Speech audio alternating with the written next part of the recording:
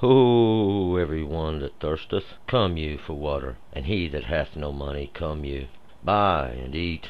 Yes, come, buy wine and milk, without money, and without price. Welcome to Harbinger's Inkhorn. I give this message only at the beginning of the books, not each chapter. I have come to offer water in a thirsty place, to declare the former things, and the new which come forth now, to proclaim the year of the Lord's good pleasure. Read along at www.mechon-mamre.org. That's www.mechon-mamre.org. Go to the top of the page, click the English Bible at the top. Then you can select the book that we're in. If you ain't online, you can follow along with your King James Version. Some words will be a little different, but the meaning, it can't be missed. I ask that you forgive me when I commit an error. Alright, here we are at Book of Judges. We're going to be starting chapter 1 today. The Book of Judges is pretty self-explanatory. This is the period of time of the judges of Israel, a time before they had a king, a time when the priests were basically in charge of teaching and making sure everything stayed in accordance with the law of God. The judges would come up at times of when the people were most of the time in captivity or being brought under servitude or made to pay tribute to another nation. These judges would rise up and they would fight for the people, for God would send them. They're all going to be signs of the end times, signs of these things to come. They're all have their own meaning. So we're not going to sit here and talk. We're going to jump on in here to chapter 1, verse 1, Book of Judges. And it came to pass after the death of Joshua that the children of Israel asked the Lord, saying, Who shall go up for us first against the Canaanites to fight against them? And the Lord said, Judah shall go up. Behold, I have delivered the land into his hand. And Judah said unto Simeon his brother, Come up with me into my lot, that we may fight against the Canaanites, and I likewise will go up with you into your lot. So Simeon went with him. And Judah went up, and the Lord delivered the Canaanites and the Perizzites into their hand. And they smote of them in Bezek 10,000 men. And they found Adoni-Bezek in Bezek, and they fought against him, and they smote the Canaanites and the Perizzites. But Adoni-Bezek fled, and they pursued after him, and caught him, and cut off his thumbs and his great toes. Adoni-Bezek said, 70 kings, having their thumbs and their great toes cut off, gathered food under my table. As I have done, so God hath requited me. And they brought him to Jerusalem, and he died there. And the children of Judah fought against Jerusalem, and took it, and smote it with the edge of the sword, and set the city on fire. And afterwards the children of Judah went down to fight against the Canaanites that dwelt in the hill country, and in the south, and in the lowland. And Judah went against the Canaanites that dwelt in Hebron. Now the name of Hebron before time was Kiriath Arba. And they smote Sheshai, Ahiman, Talmai, and from thence he went against the inhabitants of Debir. Now the name of Debir before time was Kiriath Sepher. And Caleb said, He that smiteth Kiriath Sepher, and taketh it, to him will I give Achshah my daughter to wife. And Othniel the son of Kenaz, Caleb's younger brother, took it, and gave him Achshah his daughters to wife. And it came to pass, when she came unto him, that she moved him to ask for her father a field. And she alighted from her ass, and Caleb said unto her, What wouldest thou? And she said unto him, Give me a blessing, for you have set me in the southland. Give me therefore springs of water. And Caleb gave her the upper springs and the nether springs. And the children of the Kenite, Moses' father-in-law, went up out of the city of palm trees with the children of Judah into the wilderness of Judah, which is in the south of Arad. And they went and dwelt with the people. And Judah went with Simeon his brother, and they smote the Canaanites that inhabited Zephah, and utterly destroyed it, and the name of the city was called Hormah. And also Judah took Gaza with the border thereof, and Ashkelon with the border thereof, and Ekron with the border thereof. And the Lord was with Judah, and he drove out the inhabitants of the hill country, for he could not drive out the inhabitants of the valley, because they had chariots of iron. And they gave Hebron unto Caleb, as Moses had spoken, and he drove out there the 3 sons of Anak. And the children of Benjamin did not drive out the Jebusites, the Jebusites that inhabited Jerusalem, but the Jebusites dwelt with the children of Benjamin in Jerusalem unto this day. And the house of Joseph, they also went up against Bethel, and the Lord was with them. And the house of Joseph sent to spy Bethel. Now the name of the city beforetime was Luz. And the watchers saw a man come forth out of the city, and they said unto him, Show us, we pray you, the entrance into the city, and we will deal kindly with you. And he showed them the entrance into the city, and they smote the city with the edge of the sword. But they let the man go and all his family. And the man went into the land of the Hittites, and built a city, and called the name thereof Luz, which is the name thereof unto this day. And Manasseh did not drive out the inhabitants of Bethshean and its towns, nor of Tanakh and its towns, nor the inhabitants of Dor and its towns, nor the inhabitants of Ibleam and its towns, nor the inhabitants of Megiddo and its towns. But the Canaanites were resolved to dwell in that land. And it came to pass, when Israel was waxen strong, that they put the Canaanites to taskwork, but in no wise drive them out. And Ephraim drove not out the Canaanites that dwelt in Gezer, but the Canaanites dwelt in Gezer among them. Zebulun drove not out the inhabitants of Kitron, nor the inhabitants of Nahalol, but the Canaanites dwelt among them, and became tributary. Asher drove not out the inhabitants of Akko, nor the inhabitants of Zidon, nor of Ahalab, nor of Akzib, nor of Helba, nor of Aphik, nor of Rehob.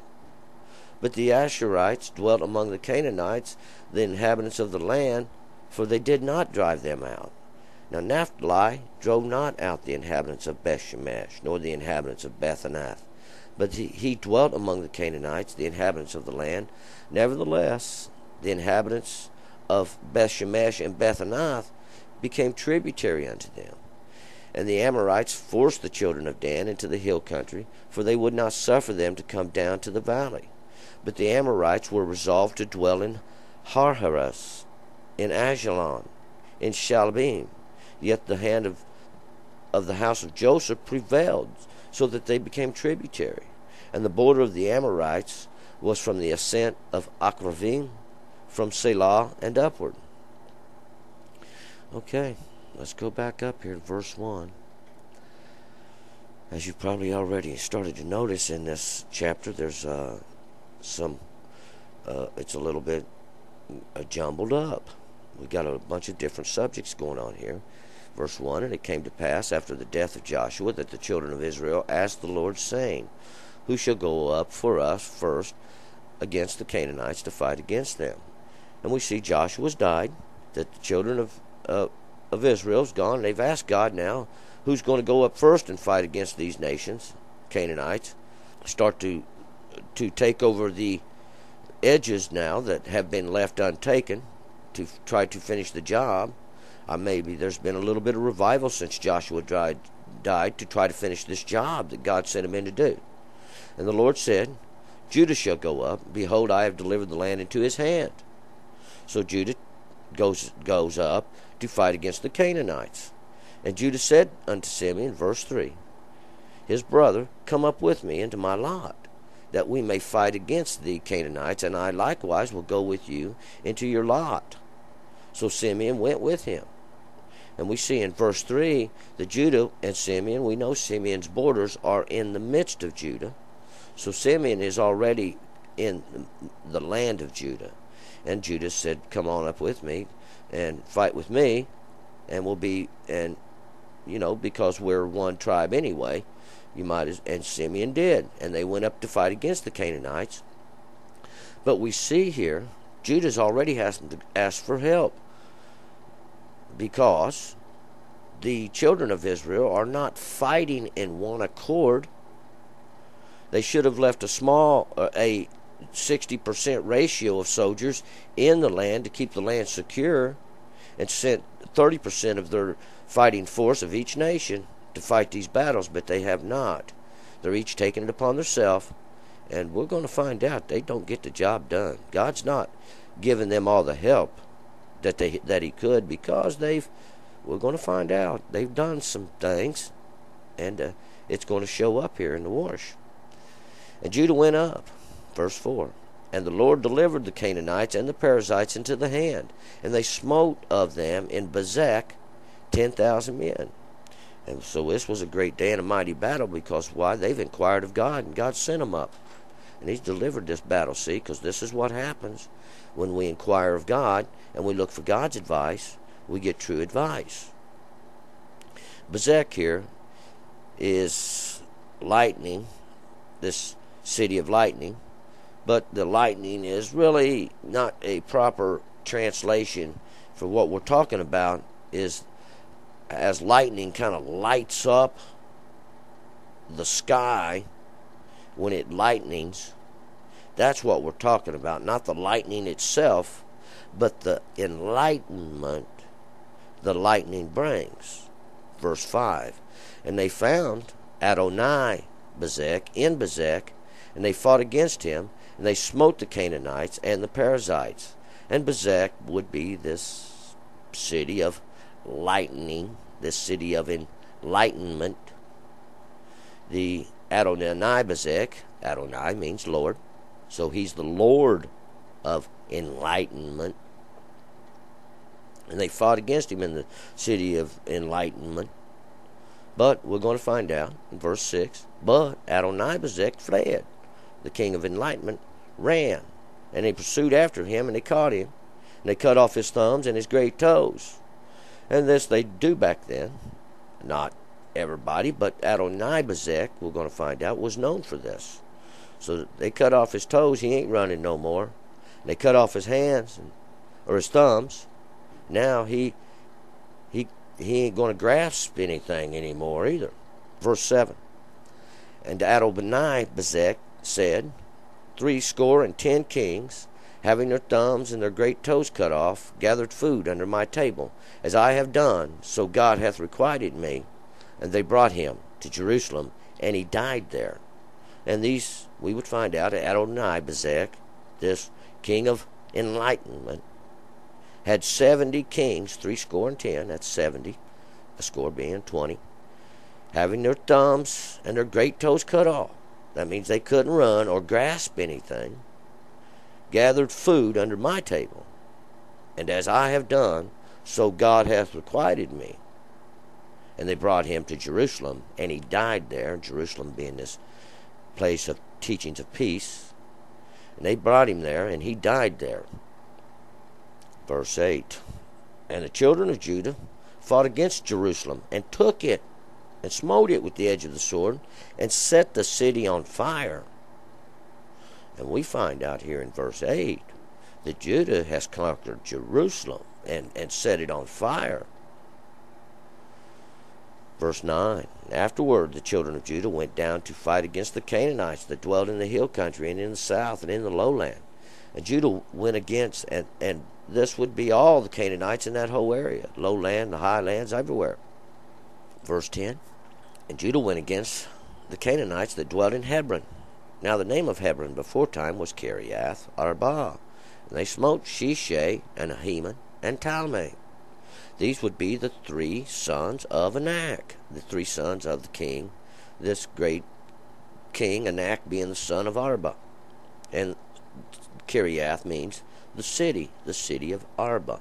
They later on name it Hebron, verse 11. Now, we're going to pay attention to Kiriath Arba and Hebron to see what becomes of them. We remembered these were actually given to the Levites. Kiriath Arba, or Hebron, as it was later called, was given to them. It's one of the cities of the manslayer, if we remember from the book of Judges, and when the land was divvied up to the Levites. Verse 11, And from there he went against the inhabitants of Debir. Now the name of Debir before time was Kiriath Sepher, and Kiriath Sepher, this city of books. 12. And Caleb said, He that smiteth Kiriath Sepher, and take it, to him will I give Achshah, my daughter, to wife. So, and because this city of books, this city of knowledge, was fortified. This is where they kept all their books. And we notice here, this is the third time we've heard this story, because there's a feeling to me that the authors do not quite know where this fit into the historical, where in the timeline of events throughout the Bible. If I had to make my guess, this is where I would say it goes, is this actual event now, but we know Caleb actually received his portion and went up to take this land during Joshua, while Joshua was yet alive, just shortly after they had conquered many battles, about 5 years or so after they had been in here fighting these wars, after they crossed the Jordan, that his portion was handed down. He told Joshua, give me my portion. And Joshua did. This was among his portion, Caleb's portion, but this city he couldn't take. He wasn't able to conquer this. Verse 13, and Othniel, the son of Kenaz, Caleb's younger brother, took it, and he gave him Achshah, his daughter, to wife. And we're going to find out here. Kenaz was Caleb's father, and Othniel is not Caleb's younger brother. We'll find this documented in Chronicles. I forget the chapter in the book right now, or chapter and the verse, but Caleb is Othniel's grandfather or great-grandfather according to that book. Verse 14, and it came to pass when she came unto him that she moved him to ask of her father a field, and she alighted from off her ass, and Caleb said unto her, What wouldest thou? And Caleb saying, What do you want? Because she's come off her ass. They've come out, and Othniel's taken Kiriath Sepher, and the families come out, and they're looking at this land that they've conquered, and she's come out with her husband, and he's asked for a field as well as the city, and Caleb's given it to him, and she's come off her ass, and Caleb knows she wants something. And verse 15, and she said unto him, Give me a blessing, for that you have set me in the southland. Give me therefore springs of water. And Caleb gave her the upper springs and the nether springs. And she basically says, I'll need some water to go with this good land that you give me, but it's in the south. It gets dry here. So he gave her the two springs, the upper springs and the lower springs.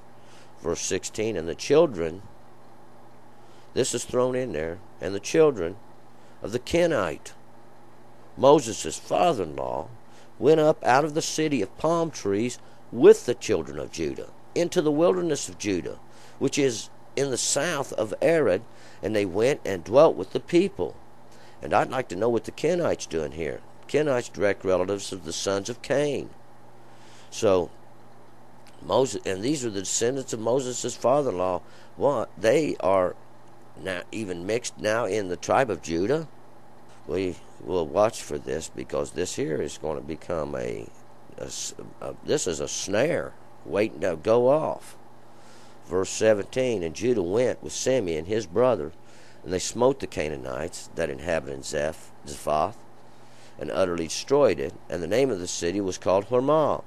So we're back onto Judah here, and Judah and Simeon have once again they've fought against the Canaanites in the city of Zephath, and they've taken it. Basically, we've still been with these great battles that Judah and Simeon have been fighting.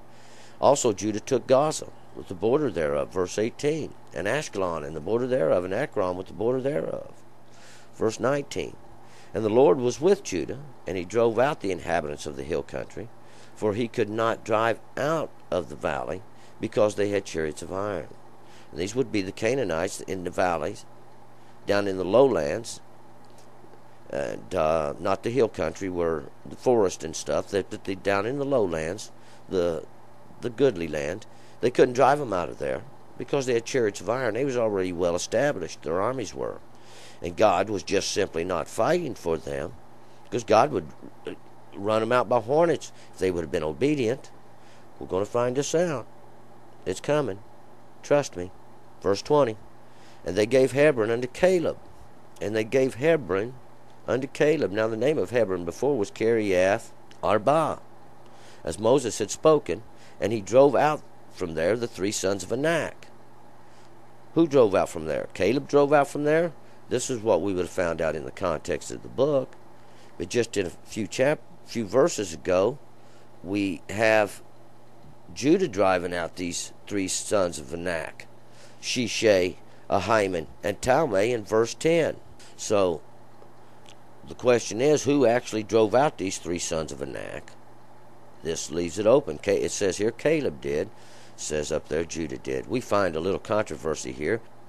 Verse 21, and the children of Benjamin, they did not drive out the Jebusites that inhabited Jerusalem, but the Jebusites dwelt with the children of Benjamin in Jerusalem unto this day. Verse 21. That's verse 21. That's funny, because we found in verse 8, I believe, I ain't going to go back and check, verse 8, I believe, the children of Judah just destroyed Jerusalem and burned it.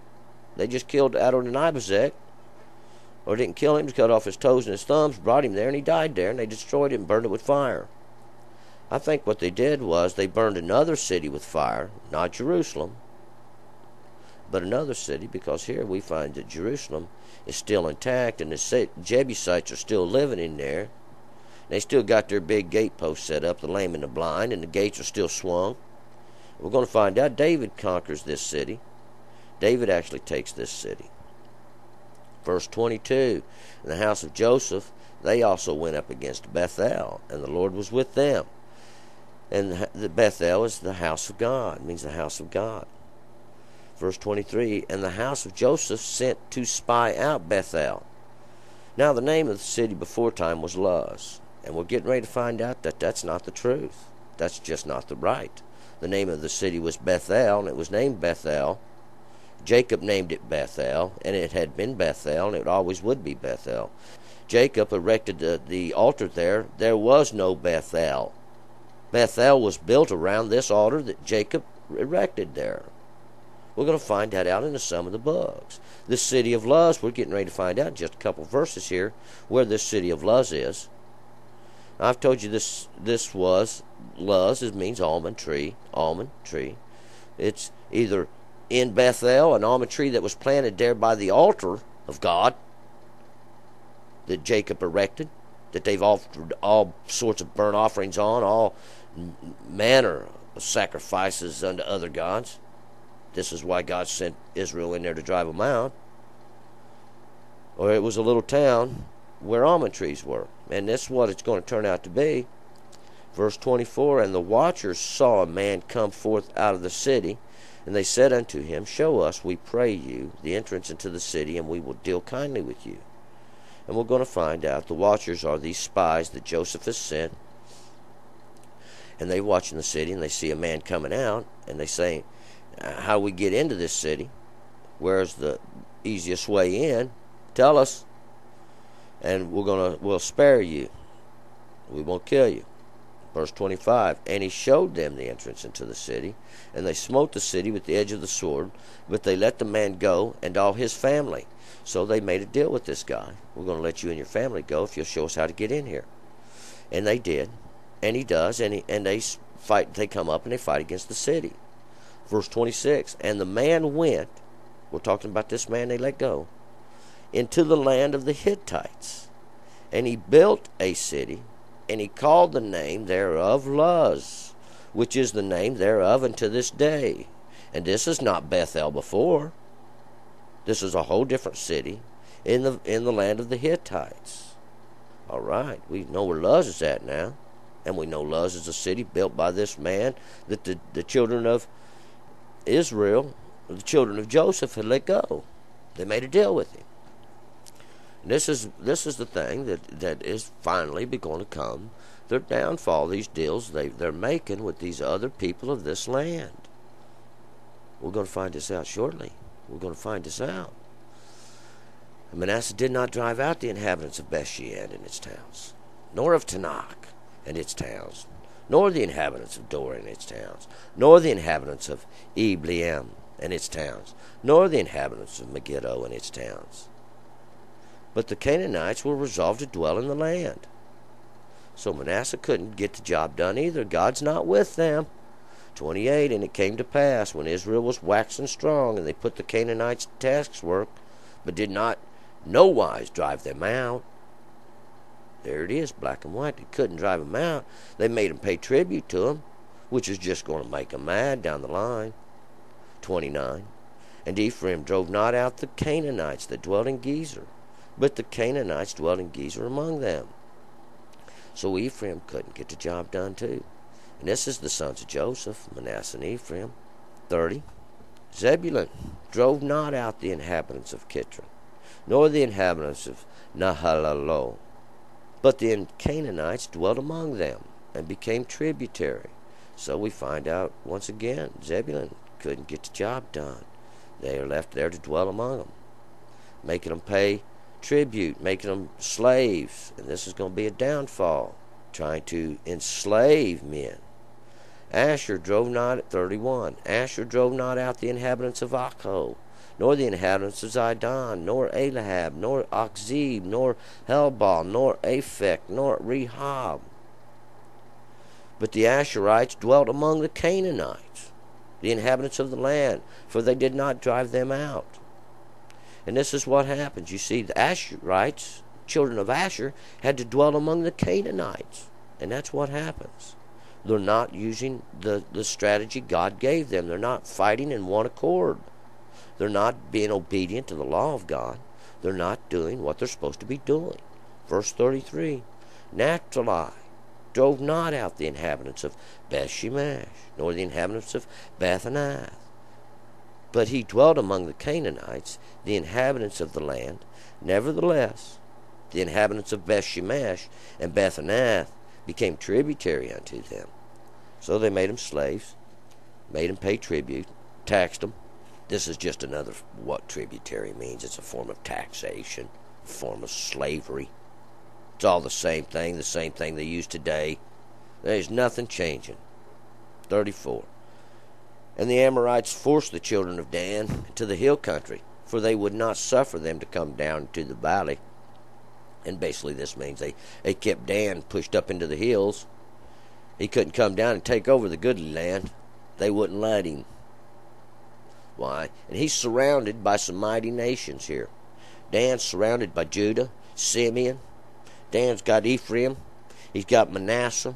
He's surrounded. Little Benji ain't going to be a lot of help, but he's got some men. Benji's got some men. And he's surrounded too. Can we get any help? We ain't getting much help for Dan, see? But the Amorites, verse 35, were resolved to dwell in Harhares, in Ajalon, in Shablim. Yet the hand of the house of Joseph prevailed, so that they became tributary.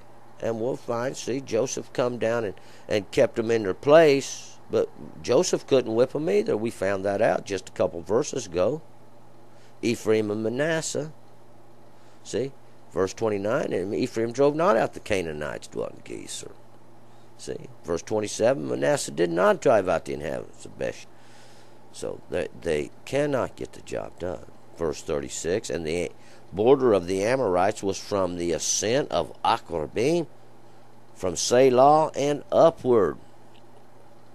So this was the great land, amount of land here. They couldn't whip them out. God's not going with them. They're not being obedient to God's words. They've made deals. They've made covenants with these people of this land. They've gone in and they're starting to worship their gods. God's getting angry.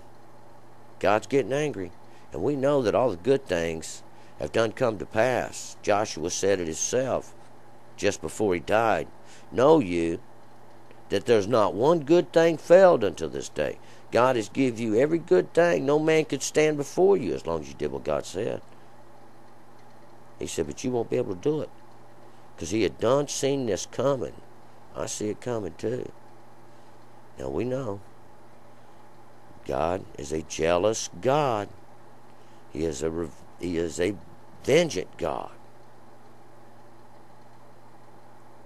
He's asking to obey 10 little laws, come into some understanding, Do not do after all these other nations. Don't go chasing after their gods. Don't go worshiping God in the way that they worship their gods. For every abomination have they done unto their gods. Every abomination have they showed homage, showing, oh, this separates me out and makes me this, or this makes me that. No, be obedient to God's word, and this will separate you out. All right, let me cut myself off here. We're going to move on to chapter 2.